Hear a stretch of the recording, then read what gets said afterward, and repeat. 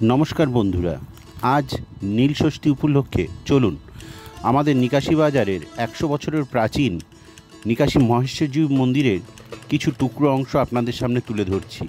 এটা নীল ষষ্ঠীর আগের দিনে ভক্তরা বাবার কাছে তাদের প্রদর্শন করছিলেন এবং নীল ষষ্ঠীর দিন কী কী হয় সব আপনাদের সামনে ধীরে ধীরে তুলে ধরছি।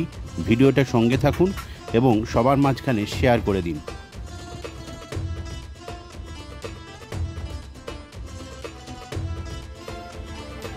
এই হলো আমাদের নিকাশী মহেশ্বরজিউ শিব মন্দির, যার প্রবেশপথটি দুটো কলা গাছ দিয়ে সাজানো আছে, কারণ এটা চড়কের সময় কলাগুলো ভক্তদের মধ্যে বিতরণ করানো হয় সন্ন্যাসীদের দ্বারা। আর ওই ভেতরে দূরে দেখা যাচ্ছে বাবা মহেশ্বরজিউ, তার পাশে রাখা আছে ত্রিশূল এবং এটি খুব প্রাচীন এবং এটি দক্ষিণ দিকে উত্তর দিকে মুখ করে বাবাকে রাখা আছে এবং এই প্রবেশপথটি রাখা আছে এবং সুসজ্জিত এলইডি লাইট দিয়ে সাজানো হয়ে আছে।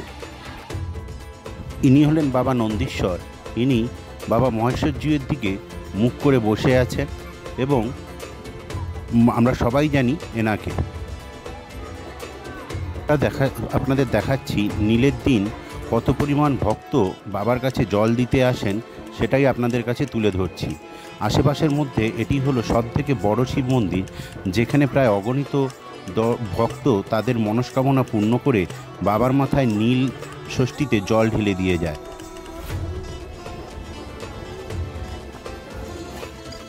এর ভেতরে বাবার মাথায় চিনি, ডাবের জল, দুধ প্রভৃতি দিয়ে জল ঢালা চলছে এখন। আপনারা সম্পূর্ণটা দেখতে থাকুন।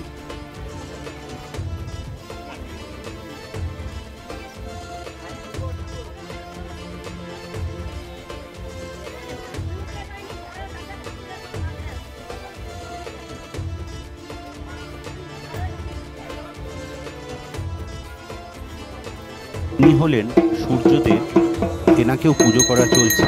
বাবার মন্দিরের কাছে সূর্যদেবকেও রাখা হয়েছে, কারণ আমরা জানি সূর্য ছাড়া আমাদের এই জগৎ অচল।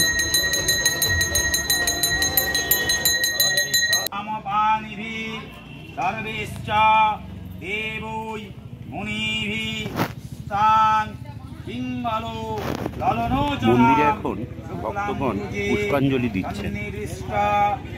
অথবা বিশ্বসংস্থিতা গান্ধার্বৈ পরসার্বিশ্চ বিতয়ে মনোবাপ্রতি এষ সচন্দনা পুষ্প বিল্বপত্রাঞ্জলি পুষ্পাঞ্জলি নীলাবতী দুর্গায় নমঃ।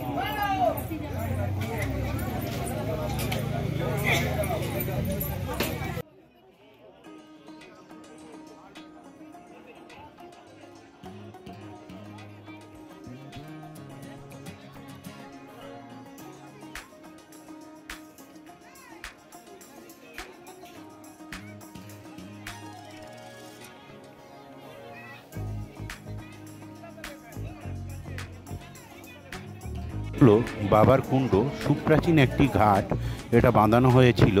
বর্তমানে এটা তেমনভাবে সংস্কার করা হয়নি, কিন্তু ঘাটটি দেখাই যাচ্ছে এখানে একটি প্রাচীনত্ব ঐতিহ্যবাহীর নিদর্শন পাওয়া যায়। পুকুরের উপর ঝুলে থাকায় অশ্বত্থ গাছ এর একটি আলাদা মাধুর্য নিয়ে এসেছে।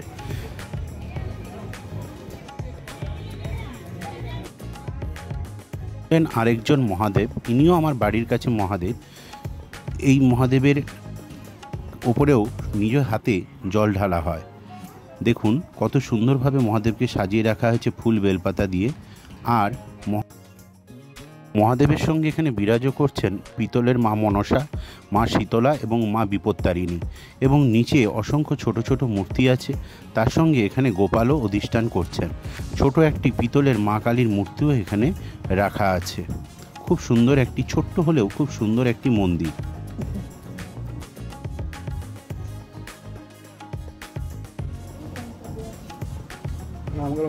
আজকের ভিডিওটি কেমন হয়েছে অবশ্যই জানাবেন। আর আজকে বেশি বড় করলাম না, ভিডিওটি এখানেই শেষ করলাম।